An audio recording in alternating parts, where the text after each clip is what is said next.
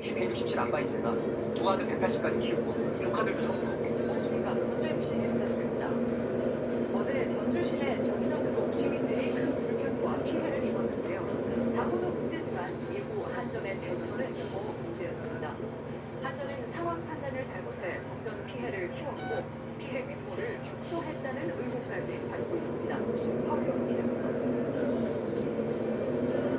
어제 오전 8시 반쯤 전주시 효자동 일대 정전이 발생했습니다. 신호등이 꺼지면서 출근길은 혼잡이 빚어졌고 상가에서는 냉장고와 냉방시설 가동이 중단됐습니다. 2시간가량 지속된 정전에 상인들은 피해를 호소했습니다. 너무 덥잖아요. 손님들 있을 수가 없으니까요. 퇴근하자마자 나가시고 하고. 그런데 정전이 2시간가량 이어진 이유는 한전의 판단착오 때문이었습니다. 효자동 KT지사에서 정전으로 인해 비상발전기가 가동됐고 이 때문에 연기가 피어올랐는데 한전은 KT에서 화재가 난 것으로 잘못 알고 이곳을 조사했습니다. 정전 때문에 연기가 솟았는데 한전은 거꾸로 그 연기 때문에 정전이 났을 수 있다며 1시간 10분이나 협의한 겁니다. 1시간 10분. 저희가 이제 끝나고 저희가 공동을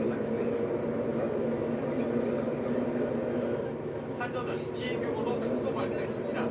전주 효자동의 이 아파트 역시 정전이 된 뒤 주민들은 한여름 더위에 냉장고도 선풍기도 돌리지 못하는 불편을 겪었습니다. 선풍기도 안 되고 아무것도 안 되니까 더웠죠. 그래서 아무튼 찬물로 맡겨가지고 그냥.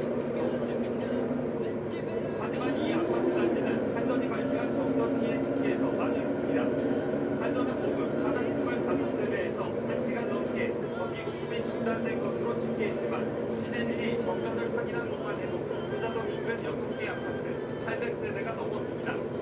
또 인근 중화산동 일부 상가와 한 종합병원에서도 5분가량 전기가 끊겼는데 한전은 5분 내외의 정전이라며 피해 집계에 포함하지 않았습니다. 불안하니 화장실 무슨 말이 다 해줘. 사고 하루가 지나도록 정전 원인은 정확히 파악하지 못하고 있습니다. 새가 고압선에 접촉해 발생한 것으로 추정할 뿐 정확한 파악도 안 된 데다가 마땅한 재발방지 대책도 없습니다.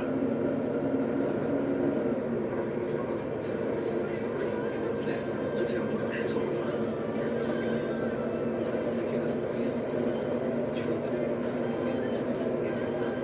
강원도 대형 산불 원인으로 한전의 변환기가 지목되고 있는 가운데 전주 도심에서 발생한 대형 정전 사고에는 한전의 무능과 대응 부실이 드러나고 있습니다. MBC 뉴스 허영우입니다.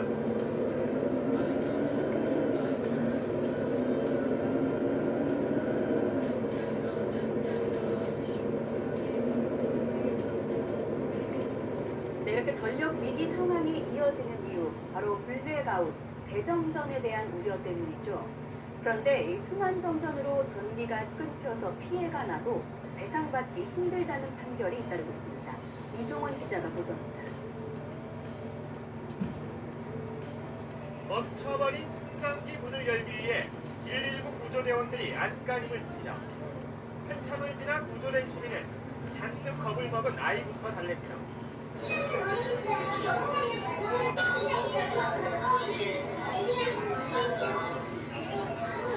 신호등이 벼랑간 꺼지면서 도심 한복판은 아비규환이 돼버렸고 식당과 상점들은 하루 영업을 포기했습니다. 저 안에서로서 살아야 나만한 건 저희 88살인데 그 조그만 데 잡으시겠지. 지난 2011년 9월 전력이 모자라 갑자기 순환 정전에 들어가면서 도심 기능이 완전히 마비된 겁니다. 정전 사태로 A씨가 운영하던 제조업체도 15분 동안 공장이 멈춰섰습니다. 순식간에 불량품 수억 원어치가 생기자 A씨는 피해를 보상하라며 한국전력을 상대로 소송을 냈습니다. 하지만 법원은 A씨의 주장을 받아들이지 않았습니다. 재판부는 지역별로 단전을 하지 않았다면 전국적인 정전 사태가 일어날 가능성을 배제할 수 없었다며 한국전력 측의 손을 들어줬습니다. 양식장을 운영하던 B씨 역시 철갑상어 3천여 마리가 죽었다며 한전을 상대로 소송을 냈지만 결과는 마찬가지였습니다. 폭염이라든가 지나친 고온 현상으로 인해서 급격한 정전이 있을 경우에 이는 천재지변으로 인한 것으로 판단을 해서 한전의 손해배상 책임을 인정 안 하는 것이 일반적인데 올해 역시 예년과 다를 게 없는 상황입니다. 똑같은 피해가 일어난다면 피해는 고스란히 시민들의 몫인 만큼 철저한 대비가 피해를 줄이는 유일한 방법입니다. YTN 이종원입니다. 엉덩이와 다리.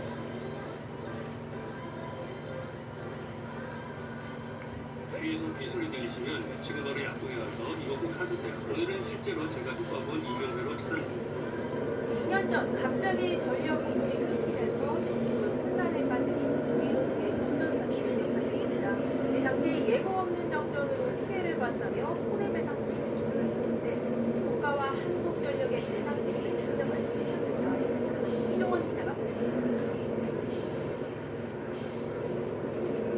멈춰버린 승강기 문을 열기 위해 119 구조대원들이 안간힘을 씁니다. 한참을 지나 구조된 시민은 잔뜩 겁을 먹은 아이부터 달랩니다.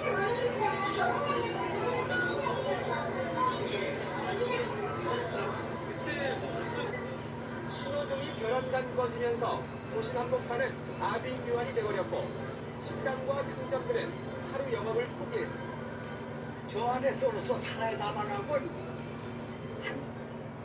제 88사람인데 저 조그만 데 잡으세요. 지난 2011년 9월 15일 전력이 모자라 갑자기 순환정전에 들어가면서 도심 기능이 마비된 겁니다. 양계장을 운영하던 57살 임모 씨도 예고 없는 정전 탓에 사육하던 닭들이 폐사했습니다.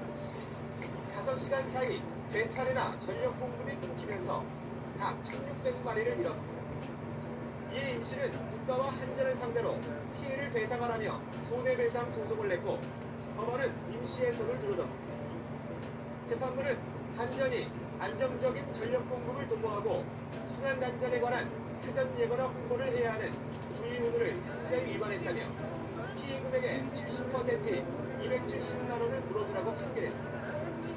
또 적절한 관리 감독을 하지 않은 정부의 과실도 인정된다며 한전과 함께 손해를 배상하라고 밝혔습니다. 결정 약관에 따라서 책임 인정하지 않았던 부분을 처벌한데 한전의 증거실 이후 한전의 책임을 적정으로 인정했던 판결이고 관리감독 책임 때문에 대한민국도 역시 국민들에게 불법적인 책임을 인정한 최초의 판결입니다. 법원은 임 씨와 함께 소송을 낸 나머지 5명의 손해배상 청구도 받아들이고 특히 엘리베이터에 갇혔던 10살과 8살짜리 자녀에게는 위자료 100만 원씩을 지급하라고 판결했습니다. YTN 이종원입니다.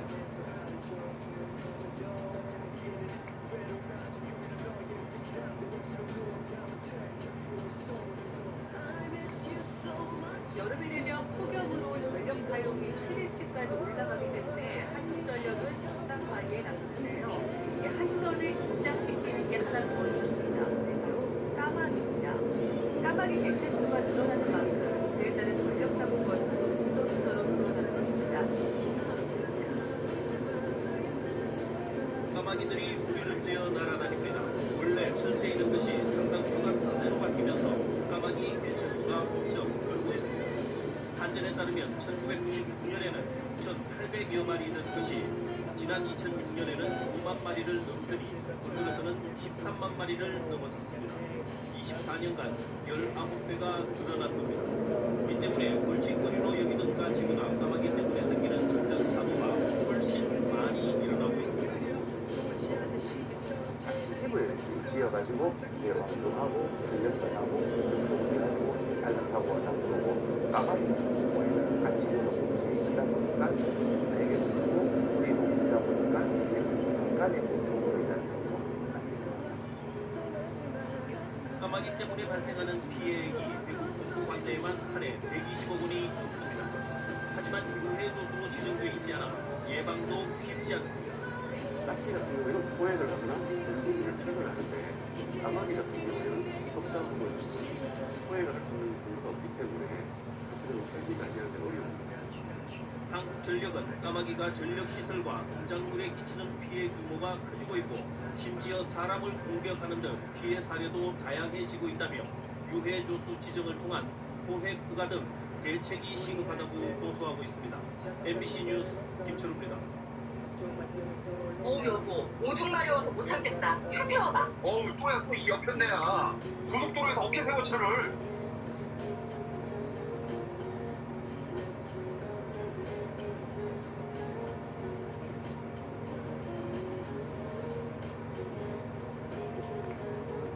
어제 서울과 경기 일부 지역에서 발생한 정전의 원인이 뭔지 한국전력이 오늘 본격적인 조사에 나섰습니다. 한전은 정전으로 피해를 본 곳은 현장을 확인한 뒤에 모두 보상하겠다고 밝혔습니다. 한승환 기자. 대형마트 의무 휴일이었던 어제 대목을 기대했던 전통시장 상인들은 갑작스런 정전에 경업감을 감추지 못했습니다. 특히 생선과 육류 등 신선식품을 파는 상인들은 더욱 분주해졌습니다. 어제 계속 이렇게 아마 이 수족관을 생물을 취급하는 집들은 거의 같은 상황일 거예요. 시간 조금만 더 오래됐다면 진짜 다 죽어서 한 90분만 되면 문제가 많이 발생을 합니다. 우리가 승객들이 있기 때문에 이런 거는 재보장을 할 수가 없거든요. 오늘까지 한국전력에 접수된 피해 신고 건수는 400여 건. 다행히 20여 분 만에 전력 공급이 재개돼 큰 피해는 없는 것으로 파악됐습니다. 한전은 정전으로 인한 피해가 확인될 경우 약관에 따라 모두 보상한다는 계획입니다. 정전 사고는 서울 서남권과 경기 일부 지역의 전력 공급을 담당하는 영석변전소 내 차단기가 고장나면서 발생했습니다. 하지만 정확한 고장 원인은 아직까지 확인되지 않았습니다.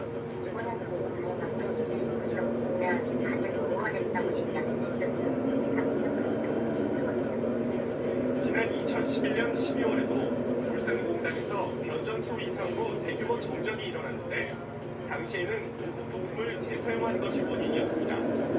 한여름 전력 수요 성수기를 앞두고 대규모 정전 사고가 발생하면서 한전은 주요 변전 설비에 대한 긴급 점검에 나섰습니다. SBS 한승환입니다.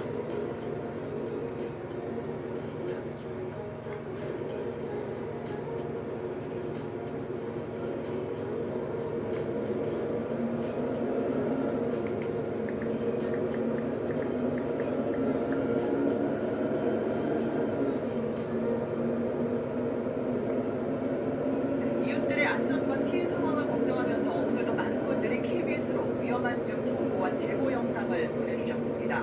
원동희 기자가 전해드립니다. 계곡으로 변한 아파트 단지 앞 도로. 한 여성이 빠른 물살에 버티지 못하고 미끄러졌습니다. 흙탕물에 휩쓸려 떠내려가는 모습에 놀란 경찰이 황급히 뛰어가 여성을 구조합니다. 갑자기 왜 내려오다 보니까 소리칠 겨를도 없었고 직구에게라도 하나 잡을 심정으로 이렇게 하늘이 투명에 성륙한 오늘 아침 부산엔 강풍이 휘몰아쳤습니다.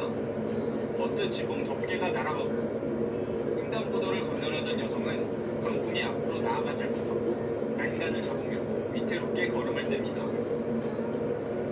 거센 바람을 피하려고 우산에 얼굴을 파묻지만 역부족입니다. 대형 지붕 구조물이 골목길 차량을 그대로 덮쳤고 저 지붕인가 저 뭐지 저거? 저뭐 떨어진 거지 저거?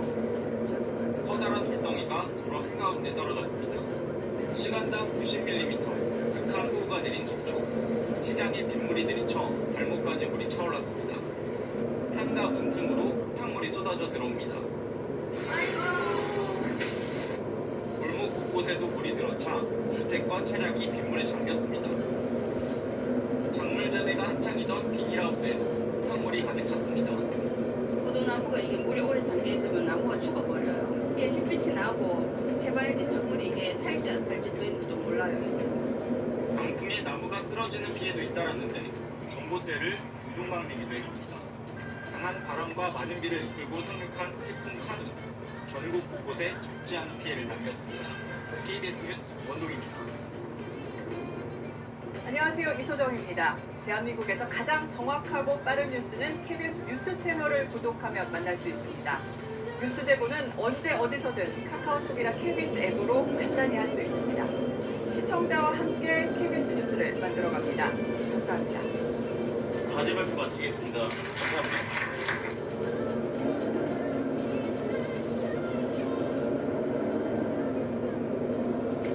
KBS는 오늘 종일 뉴스 특보를 통해 시시각각 태풍의 상황을 전해드리고 있는데요.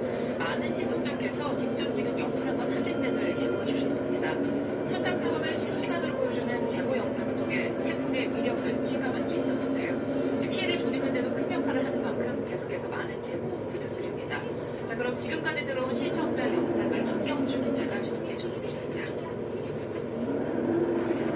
신호등이 기역자로 꺾였습니다. 강풍에 사람이 날아가듯 떠밀리고 부산도 지금입니다. 삼성도 주변을 삼킬 듯한 기세로 흘러갑니다. 이른 아침부터 KBS엔 태풍 쏠릭 관련 제보 영상이 쏟아졌습니다. 특히 강풍과 폭우 피해가 큰 제주에서 온 영상이 많았습니다. 서민이 서 있을 때 약간 지금 좀 움직일 정도, 사람에서 보이는 정도, 비바람이 엄청 지금 세서 45도가 영리하고 있는데 와이퍼의 의진에 겨우 도로를 달리는 승용차. 타이어가 반듯 잠긴 차량들이 길을 가릅니다. 현재 자신이 있는 곳에 위험 상황을 알려 피해를 줄이자는 게 영상을 제보한 시청자들의 마음이었습니다.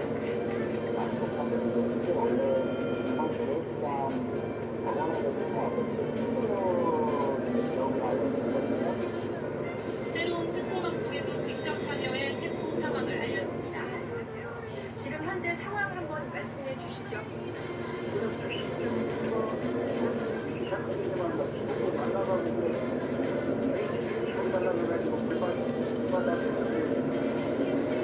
쏠릭이 북상함에 따라 오후부터는 전남 등 내륙 곳곳에서 태풍 제보가 잇따랐습니다. 전선과 나무에 휘몰아치는 강풍. 빗줄기가 차를 때리는 듯 퍼붓습니다.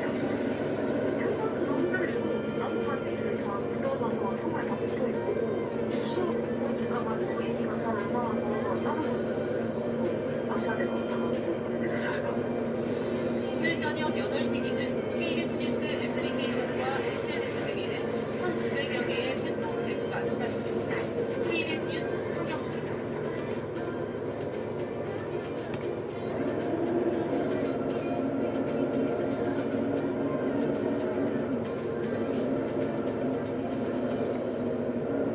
태풍은 소멸됐지만 이번 태풍은 곳곳에 깊은 산책기를 남겼습니다. 막대한 농경지가 침수 피해를 입었고 수확을 앞두고 있는 과일도 많이 떨어졌습니다.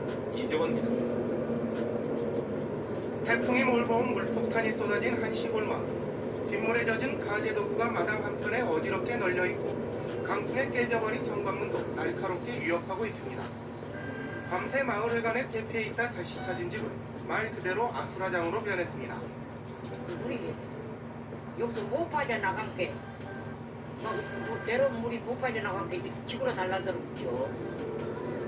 인근의 보성강이 범람해 덮친 물로 이 마을에서만 7가구가 침수 피해를 입었습니다. 먼저 바로 비벼야 되는데 이빨 참나면 이걸 물을 밟는 이런 현상이 일어나요. 이런 현상이. 수확을 앞두고 있는 복숭아도 직격탄을 맞았습니다. 탐스럽게 익어가던 복숭아가 과수원 여기저기에 널려있고 속수무책으로 낙과 피해를 입은 농부의 마음은 타들어갑니다. 3월 초순에는 태풍이 안 오는데 올해 나와가지고 좀 낙과가 많이 나왔어요. 어느 정도는 피해를 봤다고 그러지. 초속 30m 이상의 강풍과 함께 많은 비를 동반한 이번 태풍은 곳곳에 깊은 생채기를 남겼습니다. 전남 지역에서만 20여 채의 주택이 침수되거나 파손됐고 100헥타르에 이르는 과수원에서는 낙과 피해를, 농경지 40여 헥타르도 침수됐습니다. 또 배 2척이 유실됐고 85가구에서 정전 피해가 발생했습니다. 기아 챔피언스 필드도 강풍의 위력을 피해가지 못했습니다. 태풍이 물러간 뒤 본격적인 피해 복구가 시작되면 피해액은 눈덩이처럼 불어날 것으로 보입니다. MBC 뉴스 이재원입니다. 이거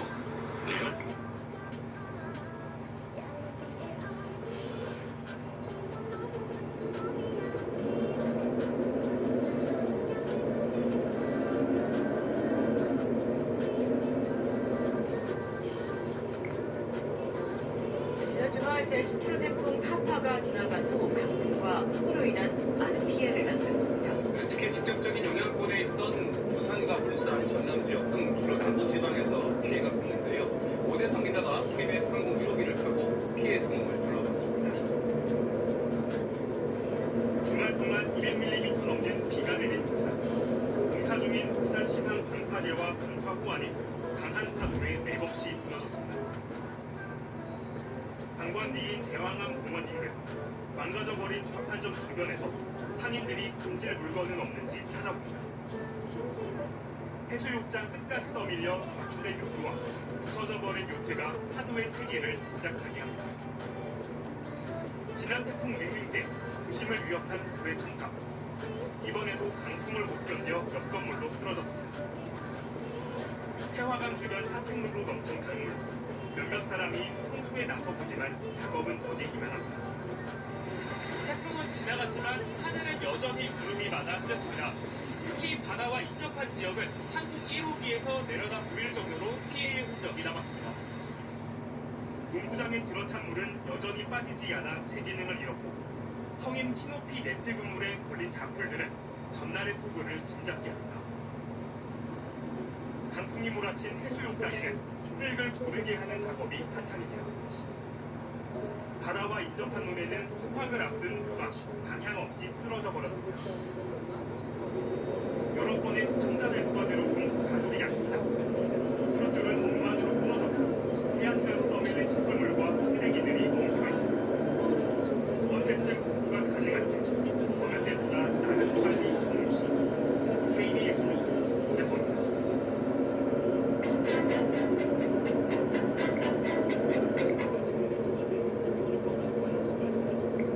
이번 태풍은 한반도를 관통하면서 많은 비와 강풍을 동반할 것으로 예상되는데요. 역대 어떤 태풍이 얼마나 많은 피해를 남겼는지 박진중 기자가 정리했습니다. 2002년 8월 태풍 루사가 한반도를 강타했습니다. 강원도 강릉에는 하루 800mm가 넘는 물폭탄이 쏟아졌습니다. 기상 관측이 시작된 1904년 이후 하루 동안 가장 많이 내린 비로 기록됐습니다. 1년 강수량의 70%가 하루 만에 내리면서 도시는 물바다로 변했고 초속 50m가 넘는 강풍에 피해가 속출했습니다. 한반도를 할퀴우한 루사로 246명이 숨지거나 실종됐고 역대 가장 많은 5조 1천억 원의 재산 피해가 났습니다. 풍속으로만 보면 이듬해 온 태풍 매미가 가장 강력했습니다. 초속 60m의 기록적인 강풍에 수백 톤의 대형 크레인도 엿가락처럼 휘었습니다. 단 하루 만에 전국은 쑥대밭이 됐고 4조 2천억 원의 재산 피해가 발생했습니다. 1999년 발생한 올가는 1조 원대, 2012년 한반도를 덮친 올라벤과 덴비는 6천억 원이 넘는 재산 피해를 냈습니다. 인명피해로만 보면 1959년 한반도를 휩쓴 사라가 849명으로 해방 이후 가장 피해가 컸고 1972년에 발생한 베티도 550명이 숨지거나 실종되는 피해를 남겼습니다. MBC 뉴스 박진주입니다.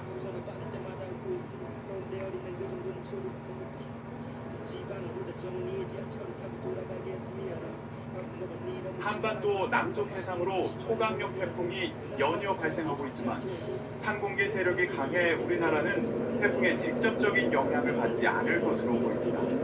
기상청은 현재 한반도 먼 남쪽 해상에서 18호 태풍 나가사가 초강력 태풍의 세력을 유지한 채 베트남 하노이를 향해 북상 중이며 일본 남쪽 해상에서는 강한 세력을 유지하고 있는 19호 태풍 너구리와 태풍 전 단계인 열대저하고 발달해 일본 남동쪽 해상으로 동진하고 있다고 밝혔습니다. 기상청은 현재 북쪽에서 남하한 찬 공기가 우리나라 남해상까지 영향을 주고 있어 태풍은 주로 중국 남부나 일본 남동쪽으로 향할 것으로 전망했습니다. 다만 북쪽 찬 공기와 남쪽 수증기가 부딪히며 주말까지 곳곳에 요란한 비가 내리겠습니다. 내일과 모레 서해안 등 서쪽 지방에 최고 100mm의 가을 호우가 오겠고 내일 밤과 모레 오전 사이 일부 지역에는 시간당 30에서 50mm의 강한 비가 오겠습니다. 이후 주말 사이에도 수도권 등 전국에 또 한 차례 비가 내릴 전망입니다.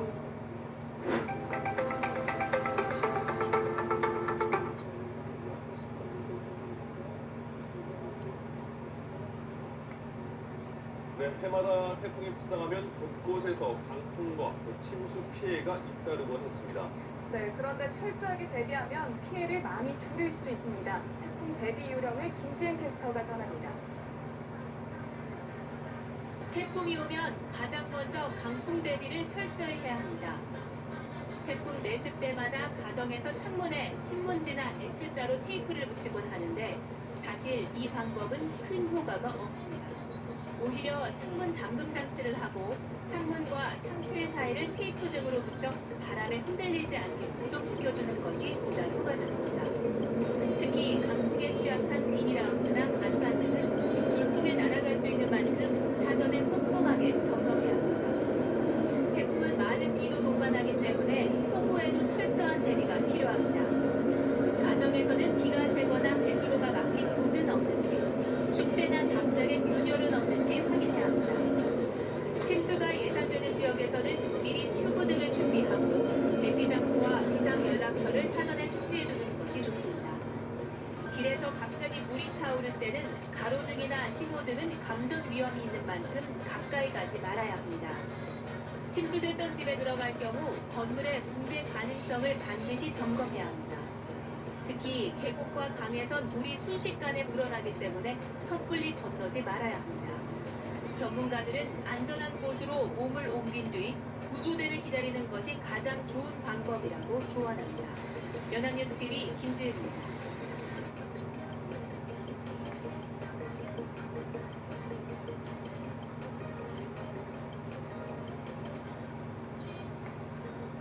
제11호 태풍 흰남노가 지나간 자리에 큰 생채기가 남았지만 곧바로 일상으로 돌아가기 위한 복구 작업이 속도를 내고 있습니다. 전국에서 도움의 손길이 이어졌고 피해 주민들은 절망 속에서도 희망을 놓지 않고 다시 일어서기 위해 힘을 냈습니다. 이상은 기자입니다. 길 한쪽 옆으로 물에 젖은 가지도구가 끝없이 늘어서 있습니다. 대부분의 주택이 물에 잠긴 동구 선도마을은 어느 하나 성한 게 없습니다. 처음에 겪었는데 너무너무 이렇게 생각처럼 이렇게 머리가 복잡하구만. 어디서부터 어떻게 순서를 밟아할지도 모르겠고 그래가지고. 다행히 군장병이 투입된 덕분에 그 작업에 속도가 붙었습니다. 언제 비바람이 몰아쳤냐는 듯 뼈약볕이 내리쬐는 가운데 물에 젖은 가구를 빼내고 바닥에 쌓인 물과 모래를 쓸어내느라 온몸이 땀으로 젖었습니다. 현재 근심이 가득한 주민들의 표정을 보니 마음이 아팠지만 다시 웃음을 찾으실 수 있도록 최선을 다해 지원하겠습니다. 지하주차장에서 대형 인명피해에 관한 포항의 아파트에서도 군인과 소방, 주민들이 한마음으로 복구에 나섰습니다. 지하주차장을 가득 채운 물을 빼내고 아파트를 점령한 진흙을 씻어내는 작업이 분주하게 진행됐습니다. 부산 광안리해수욕장에서는 공사 현장을 방불케 하는 대규모 복구 작업이 펼쳐졌습니다. 여러 대의 중장비가 출동해 부식을 점령한 모래를 파달랐고 망가진 인도를 걷어내며 복구를 진행했습니다. 수확을 앞두고 누워버린 뼈에 농심도 함께 쓰러졌습니다. 태풍의 직격탄을 맞은 남부지역 농가들은 피해 조사가 마무리되는 대로 복구에 나설 예정입니다. 태풍 흰남노의 영향으로 전국에서 주택 8,300여 채가 침수됐고 농경지 3,800헥타르가 피해를 봤습니다. 추석을 앞두고 닥친 태풍 피해에 망연자실할 법도 하지만 피해 지역 주민들은 일상으로 다시 돌아가기 위해 또 한 번 이마에 땀을 훔칩니다. 연합뉴스TV 이상현입니다. 1, 2, 3, 4. 다음 뉴스입니다. 9호 태풍 차놈은 해갈에 도움을 준 고마운 비를 몰고 왔지만 피해도 적지 않았습니다. 3명이 숨지거나 실종됐고 곳곳에서 정전사고 또 농작물 피해가 속출했습니다. 보도에 유영수 기자입니다. 홍수리와 함께 불꽃이 튀고 전봇대가 주택으로 넘어집니다. 잠시 뒤 근처에 있던 다른 전봇대도 강풍을 견디지 못하고 쓰러집니다. 근처 113가구의 전기 공급이 7시간가량 중단됐습니다. 갑자기 소리가 엄청 크게 들렸었어요. 놀라서 나와보니까 지금 불꽃이 막 튀어가지고. 아파트 철거 현장에서는 철제 가림막이 강풍에 떨어졌습니다. 전선이 끊기면서 930여 가구가 정전 피해를 봤습니다. 부산에서는 3천여 가구 주민이 정전으로 불편을 겪었습니다. 오늘 새벽 충남 모령의 한 조선소에서는 바지선을 고정하는 작업을 하던 근로자 2명이 파도에 휩쓸렸습니다. 51살 송모 씨가 숨진 채 발견됐고 나머지 1명은 실종됐습니다. 그래요, 지금 저기 수색을 하고 있습니다. 그 물살도 세고 파도도 없고 그래서 매를 먹고 있다라고. 어제 전남 강진에서 숨진 50대 남자를 포함해 이번 태풍으로 인한 인명피해는 2명 사망, 1명 실종으로 집계됐습니다. 전남의 과수 농가들은 한참 자라던 과일이 떨어지는 낙과 피해를 받습니다. 피해 과수원 면적은 125헥타르에 이릅니다. 계속 쉴 새 없이 불다 보니까 나빠 인생이 더 많이 떨어지고 있어요. 50% 정도 떨어지고 있어요. 어제 저녁 대전 유성구에서 승용차가 빗길에 미끄러지면서 운전자가 크게 다치는 등 빗길 교통사고도 잇따랐습니다. SBS 유영수입니다.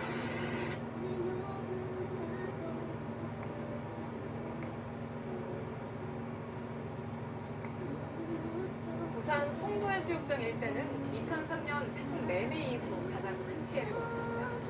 파손된 시설물과 도로를 복구하는 작업이 현장이지만 제 모습을 찾을 때까지 상당한 시간이 걸렸습니다. 김아린의 기자가 현장을 보였습니다.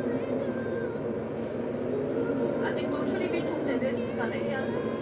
대형 중장비들이 이틀째 쉴 새 없이 흙을 퍼나릅니다. 유리가 깨지고 뼈대만 앙상하게 남고 건물에서 쏟아진 구조물과 날아온 모래가 배수구와 도로를 뒤덮었습니다.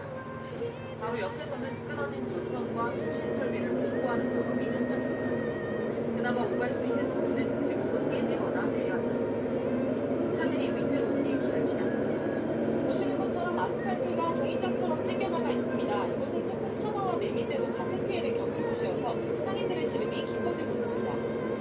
카페의 탁자와 의자는 형체를 알아보기 힘들 만큼 부서졌고 커피 원두를 볶는 기계도 쓸 수 없을 정도로 망가졌습니다. 문을 연 지 불과 1년 만입니다. 직원들이 모여 정리를 돕고 있지만 당장 앞으로가 걱정입니다. 장비가 오는데 시간이 너무 많이 걸려서 이게 복구가 쉬울지 너무 참담하고 빨리빨리 회복돼서 많은 분들이 다 열심히 회복됐으면 좋겠습니다. 태풍이 오기 전 파판을 덧대 차수벽을 설치했던 음식점. 파판은 온데간데 없고 물이 스며든 바닥을 모조리 뜯어내고 있습니다. 나는 이거 지각해야지 때문에 술가나 나면 하나도 없지. 송도 일대에서 접수된 피해 신고만 100여 건에 이릅니다. 방지사원 2단계 사업을 지금 추진 중에 있고 현재 타등 시설 조사 연계 중에 있습니다. 높이 9m 정도의 공백입니다. 태풍 매미 이후 19년 만에 가장 큰 피해가 난 부산 송도 해안가. 시설물을 복구하고 이전 상권을 회복하기까지 상당한 시간이 걸릴 것으로 보입니다. KBS 뉴스 김아린입니다.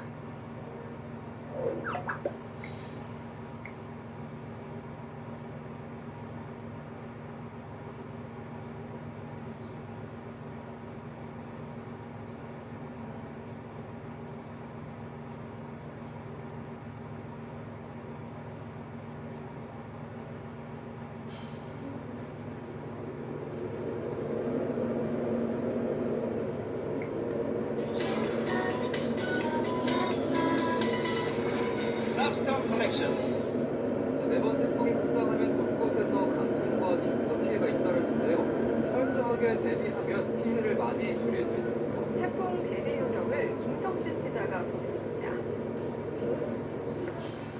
태풍은 이름 그대로 강력한 비바람을 몰아치기 때문에 가장 먼저 강풍 대비를 철저히 해야 합니다. 태풍 내릴 때마다 가정에서 창문에 신문지나 X자로 테이프를 붙이곤 하는데 사실 이 방법은 큰 효과가 없습니다. 오히려 창문 잠금 장치를 충분히 하고 창문과 창틀 사이를 테이프 등으로 고정시켜두는 것이 효과적으로 피해를 줄일 수 있습니다. 특히 강풍에 취약한 비닐하우스나 갑판 등은 돌풍에 날아갈 수 있는 만큼 사전에 꼼꼼하게 점검해야 합니다. 이번 태풍 뿌라피루는 장마 전선과 합쳐지면서 많은 비를 통발합니다. 가정에서는 비가 새거나 배수로가 막힌 곳은 없는지 폭우에도 철저히 대비해야 합니다. 촛대나 담장에 균열이 있는지 살펴보고 혹시 무너져 내릴 가능성은 없는지 확인해야 합니다. 침수가 예상되는 지역에서는 미리 튜브 등을 준비하고 대피 장소와 비상연락처를 사전에 숙지해 두는 것이 좋습니다. 길에서 갑자기 물이 차오를 때는 가로등이나 신호등은 감전 위험이 있는 만큼 가까이 하지 말아야 합니다. 침수됐던 집에 들어갈 경우에는 물의 붕괴 가능성을 반드시 점검해야 합니다. 특히 계곡과 강에선 물이 순식간에 불어나기 때문에 섣불리 건너지 말아야 합니다. 전문가들은 안전한 곳으로 몸을 옮긴 뒤 구조대를 기다리는 것이 가장 좋은 방법이라고 조언합니다. 연합뉴스TV 김성진입니다.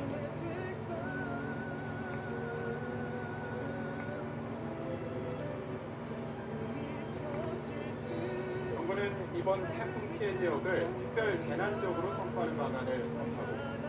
피해 상황 집계가 되기 전이라도 조기에 재난지역으로 지정해 피해 복구에 힘을 실을 방침입니다. 모두의 강희경 기자입니다. 강풍과 물폭탄을 동반한 태풍 차바가 흡수를 지나간 곳은 폐허를 연상할 정도로 피해가 컸습니다. 피해가 확대되면서 조기에 특별 재난지역 지정이 필요하다는 의견이 제시됐고 정부도 적극적인 검토에 나섰습니다. 피해 규모가 75억 원 이상인 것이 공식 확인돼야 지정할 수 있지만 시간이 걸리는 만큼 미리 지정해 복구 지원을 조금이라도 앞당기자는 취지입니다. 정말로 어찌할 수 없는 그런 상황이기 때문에 정부에서도 적극적인 지원하고 가장 중요한 것은 특별재해대책 지구지정입니다. 그렇게 좀 검토를 해주십시오. 예, 그 지구지정은 논의 당시 가만히 있는 맞은 것이라고 생각합니다. 맞아, 저희가 그 요건을 봐서 처리하도록 하겠습니다. 예. 재난지역으로 선포되면 사망자나 실종자, 부상자 등 피해 죽은 부모와 파손된 건물 목금이 지원, 고등학생 학자금이 면제됩니다. 또 농업, 임업, 어업 종사자들은 대출 상환 일자가 연기되거나 율자 감면, 그리고 국세와 지방세, 국민연금, 전기요금 등이 경감되거나 납부 유예됩니다. 정부와 새누리당은 재해대책의 피해 복구를 위한 예비비 집행도 신속하게 하는 방안도 검토에 들어갔습니다. 재해대책 예비비가 주는 거기서 끝나는 것이죠. 그래서 한국 주는 피해를 선제적으로 줄수 있도록 이와 함께 수확기를 맞은 영남과 호남 농경지와 과수 지역에 피해가 큰 것으로 확인되면서 함께 대책을 마련하기로 했습니다. YTN 강희경입니다.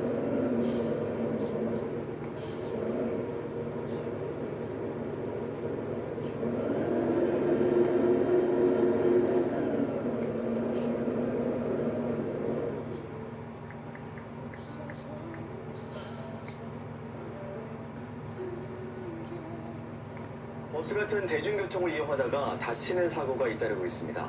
타고 내릴 때 넘어지거나 급정거에 미끄러지는 등 양상도 다양한데요. 그 실태와 유의점을 민수아 기자가 취재했습니다. 늦은 밤 시내버스를 기다리던 20대가 버스에 오르다 발을 헛디뎌 넘어집니다. 온몸에 타박상을 입고 치아 5개가 부러지는 등 크게 다쳤습니다. 버스 앞으로 차가 갑자기 끼어들어 승객들이 다치는 사고가 나기도 합니다. 경남 진주에서는 이런 상황에 버스가 급정거해 한 70대 승객이 버스 운전석까지 미끄러져 머리와 허리를 다쳤습니다. 고령의 승객들은 대중교통을 안전하고 편하게 이용하는 것도 쉽지 않습니다. 다들 저번에 급정거 일단 이상한 거고 처음부터 때리는데 그럴 때 나는 좀 누워있는데 힘이 주니까 그런 경우가 있지.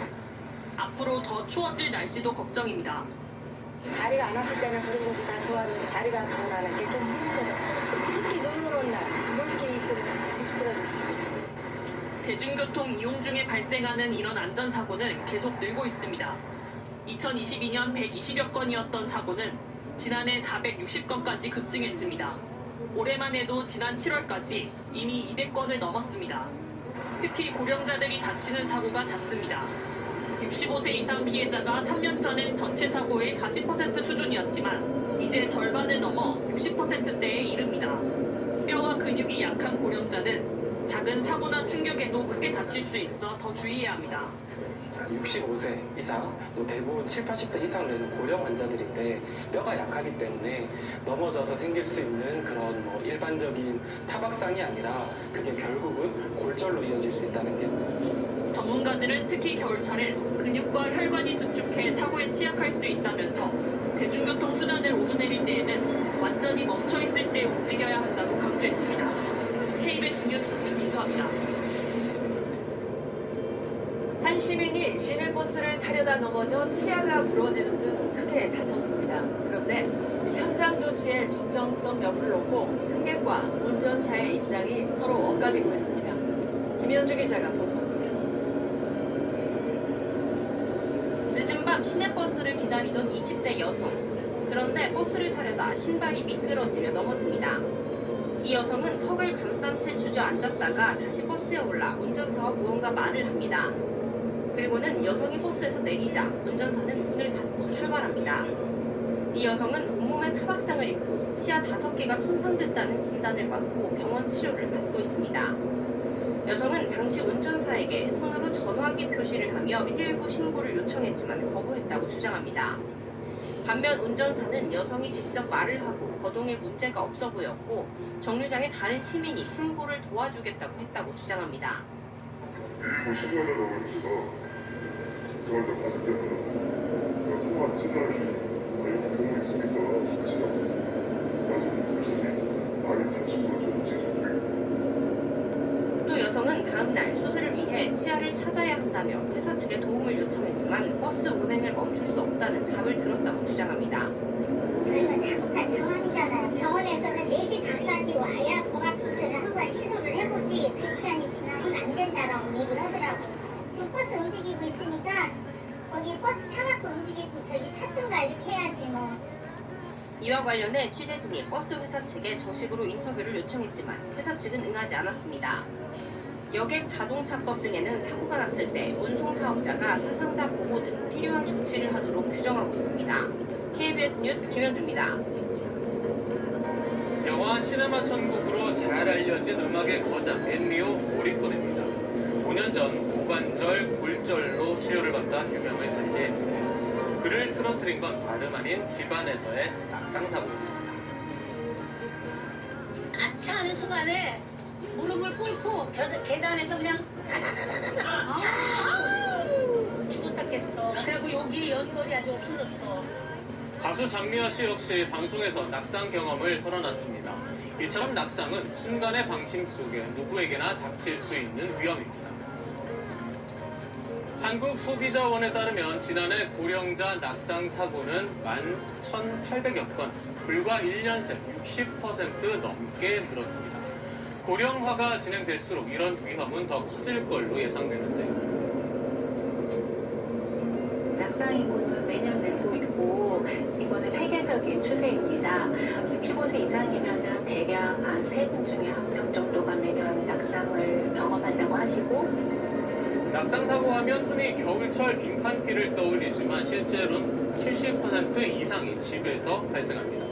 계절별로는 여름이 가장 많고 이어 겨울, 가을, 봄순인데요. 더위로 인한 탈수와 어지럼증, 근력 저하가 주요 원인으로 꼽힙니다. 특히 고령층은 골밀도가 낮고 근육량이 적어 작은 넘어짐도 큰 부상으로 이어질 수 있어 각별한 주의가 필요한데요.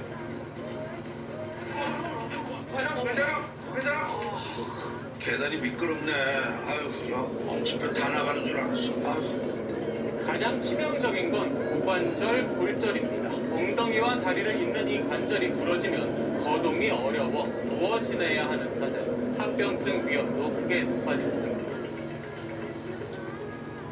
고관절 골절 자체가 갖고 있는 1년 내 사망률은 대개는 10%에서 20%, 많게는 30%까지도 구분을 하고 있기 때문에 웬만한 암보다도 사망률이 훨씬 더 높은 위험한 질환이 되겠습니다.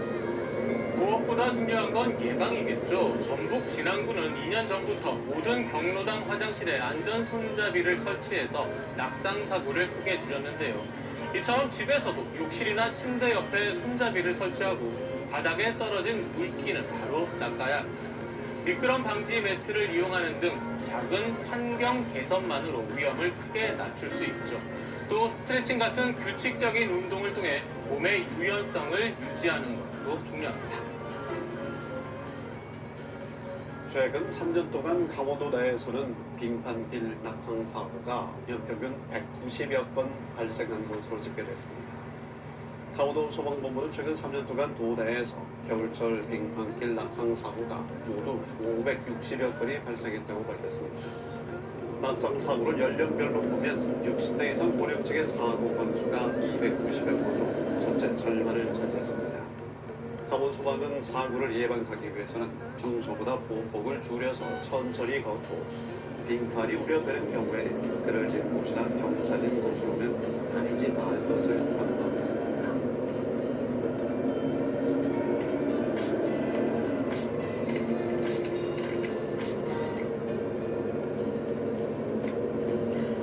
척추와 손목 그리고 고관절, 낙상으로 골절이 쉽게 발생하는 대표적인 부위입니다. 골절은 생명에 지장을 주지 않는다고 생각하는 분들이 꽤 있으시죠. 하지만 고령층에게는 치명적일 수 있습니다. 골밀도가 낮은 고령층에게는 생명을 위협하는 치명상이 될 수 있는 건데요.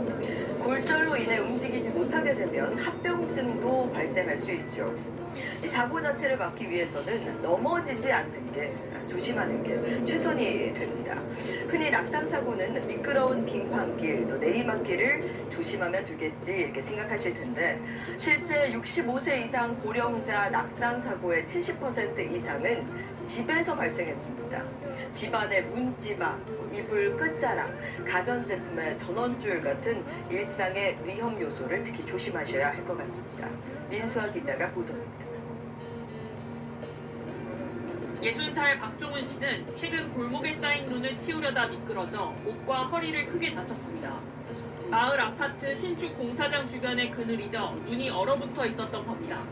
눈이 다 녹지는 않은 거예요. 어린아이들이나 이제 노인분들 사고가 날 것 같아서 제가 이제 나머지 눈을 치우다가 그 빙판을 잘못 짚어가지고 뒤로 넘어진. 야외 빙판길을 조심한다 해도 낙상 사고의 위험은 곳곳에 존재합니다. 균형 감각이 떨어진 노령층의 경우 집 안팎도 안전지대가 아닙니다. 최근 충북 청주에선 80대 여성이 집 마당에서 넘어져 골절상을 입었습니다. 실제로 낙상 사고는 장소와 계절에 상관없이 자주 발생합니다. 충북에선 119에 접수된 낙상 사고만 한 해 6천여 건에서 8천여 건에 이릅니다. 특히 겨울철엔 추위로 근육이 경직되고 두꺼운 옷 때문에 움직임이 둔해져 큰 부상을 입을 수 있기에 더 주의해야 합니다. 노령층의 경우 낙상 뒤 합병증까지 이어질 수 있어 주의가 필요합니다. 골절로 인한 보행 장애도 문제이지만 장기간 누워있게 되면서 흡입성 폐렴이나 폐혈증으로 인한 사망 가능성이 굉장히 높아지는 것으로 알려져 있고 욕창 등의 만성적인 문제도. 소방당국은 빙판길에서는 불폭을 줄여 걷고 물기가 있는 욕실 등엔 미끄럼 방지 장치를 두는 등 사고 예방이 중요하다고 강조합니다. KBS 뉴스 윤수아입니다.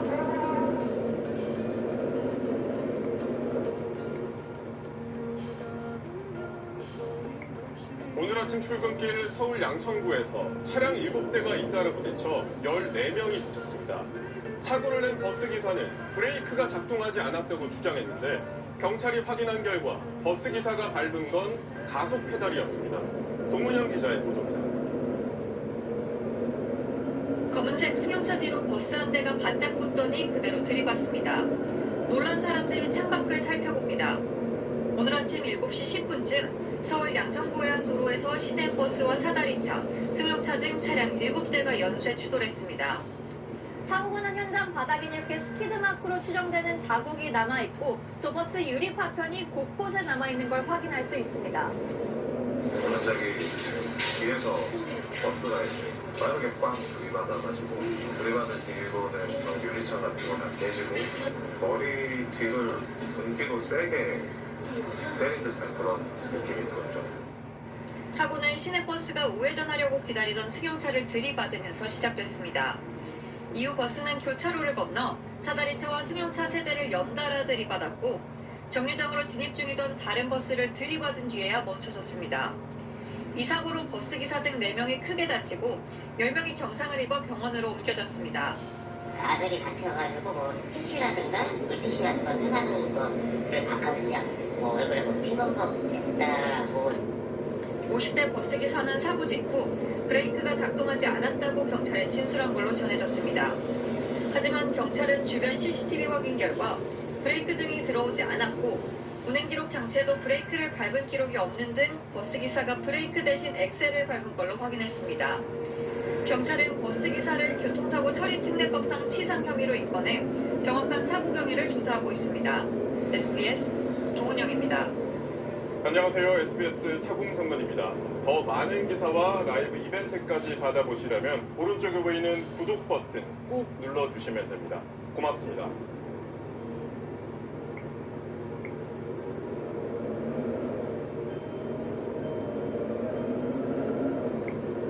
계속 알고 싶은 프라닭의 시그니처 고추마요 치킨, 프라닭 치킨.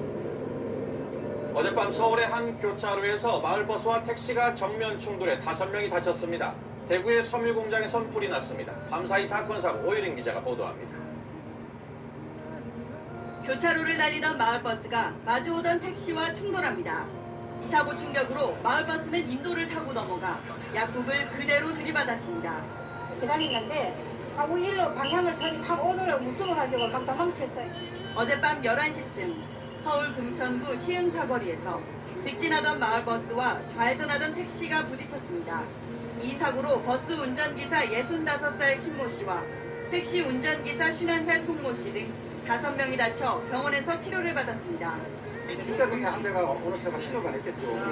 물려가 주셔야 경찰은 버스가 무리하게 직진을 하다 사고가 난 것으로 보고 정확한 사고 원인을 조사하고 있습니다. 어젯밤 10시쯤 대구의 한 섬유 공장에서 불이 나 600만 원의 재산 피해를 낸 뒤 30분 만에 꺼졌습니다. 경찰은 술을 마시고 다툰 공장 주인의 친구인 53살 김모 씨가 홧김에 불을 지른 것으로 보고 정확한 화재 원인을 조사하고 있습니다. 한편 어젯밤 10시 30분쯤엔 전남 여수시 거문도 동남동 쪽 51km 해역에서 진도 2.7 규모의 지진이 발생했지만 다행히 별다른 피해는 없었습니다.